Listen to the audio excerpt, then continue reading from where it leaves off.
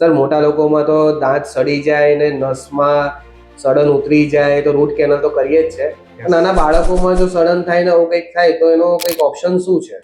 Yes, નાના છોકરામાં બી same process હોય છે જેને પલ્પેક્ટમી તરીકે કહેવામાં આવે છે.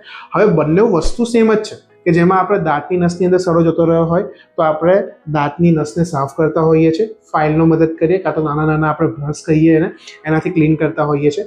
ફરક શું હોય છે કે મોટાની અંદર આપણે જે રૂટ કેનાલ કરીએ છીએ એની અંદર આપણે જે ફિલિંગ કરીએ છીએ એ પરમેનન્ટ ફિલિંગ હોય છે. જ્યારે નાના છોકરાઓમાં આપણે જે ફિલિંગ કરીએ છીએ એ પરમેનન્ટ ફિલિંગ નથી હોતું, એ ટેમ્પરરી ફિલિંગ હોય છે. કેમ કે જ્યારે નવો દાંત આવશે તો નવા દાંતની જોડે પરમેનન્ટલી ઉપર આવશે અને દૂધના દાંત ઓટોમેટિકલી પડી જશે.